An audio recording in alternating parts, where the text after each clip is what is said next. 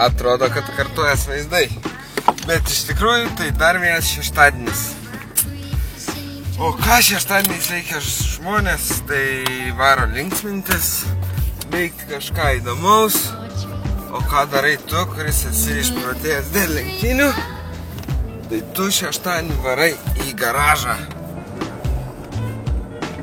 Praleist laiko su mašina, tėčiu. Tai žodžiu,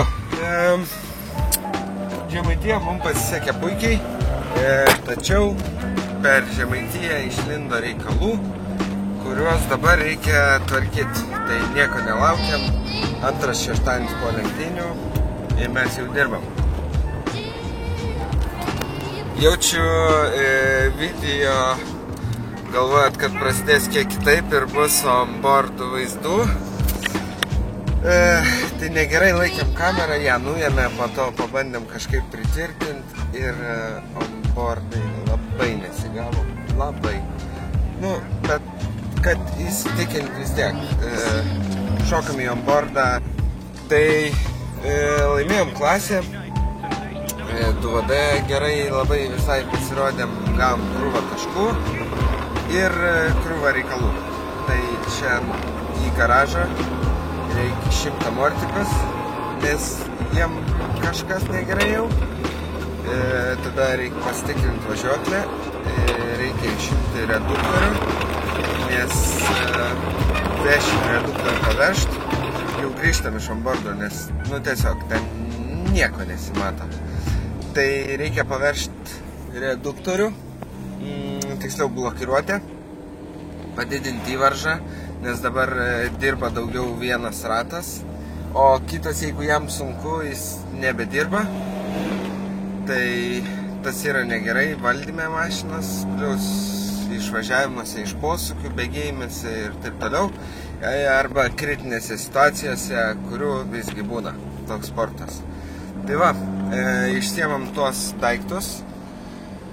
Vežam tuos daiktus žmonėm, kurie moka juos taisyti arba gerinti. Nu ir sustikrinsim važiuoklę. Aš tikiuosi, kad bus tik amortizatoriai ir tik reduktorius. Nu dar gali neįstabdžiai. Tai tikėkimės. Ok, tai susijungiam iš garažo. Žodžiu, bandom atgaivinti viltį. Išsisukom žvakutės. Bėda yra tokia, kad žvakės apsitepalavusios labai. Tai yra šiek tiek liūdna. Bandom matuotis kompresiją. Vieną kartą jau matavom.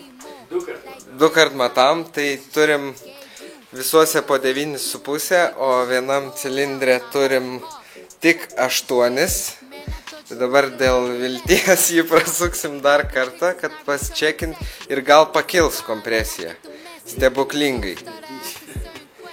Pasiskambinom su žmonėm, kurie pasakė, kad jeigu vienam 8, tai labai liūdna. Tai bandysim, kad liūdna nebūtų, prasukti dar kartą.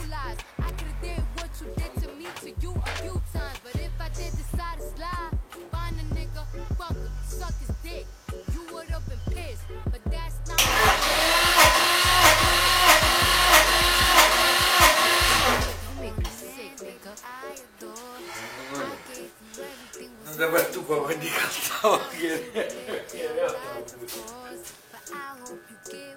Varyk.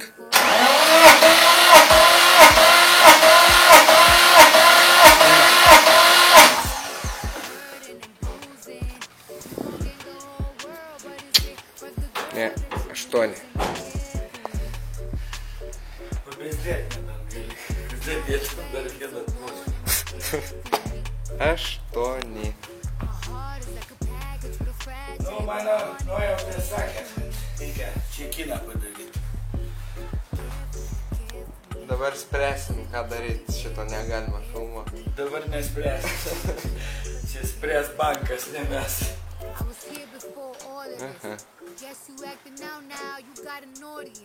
Užtat ištėmėm amortikus.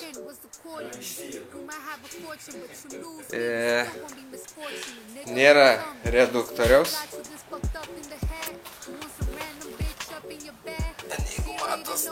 išmušė, tai reduktorius gaus kietesnę blokiruotę biškį, kad daugiau abu du ratai dirbtų. O amortikai po daug metų bus peržiūrėti, nes kažkas ten barška. Ir spręsim, ką daryti toliau.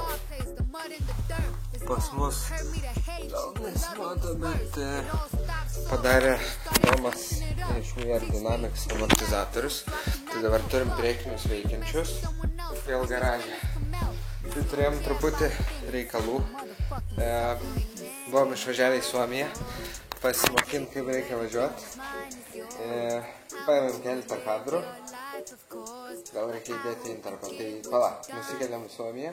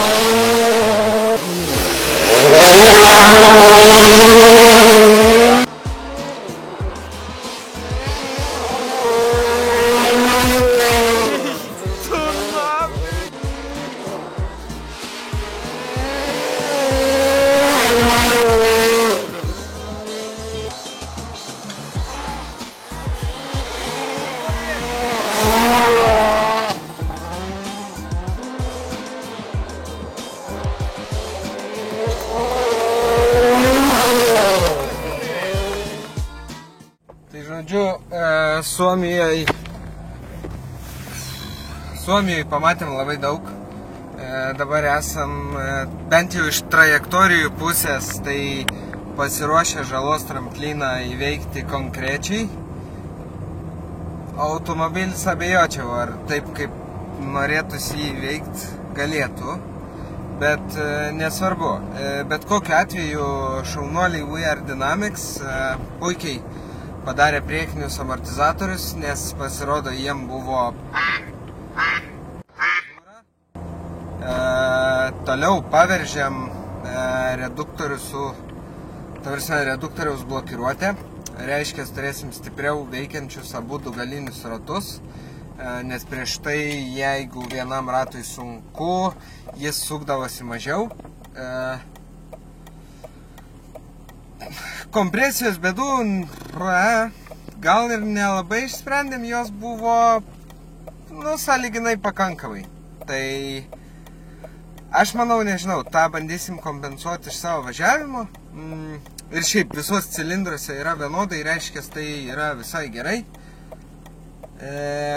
Toliau keisim viršutinę tarpinę, per kurią leido tepalą į žvakes, dėl ko buvo kiek problema, nes žvakės tiesiog buvo normaliai apsemtos tepalų.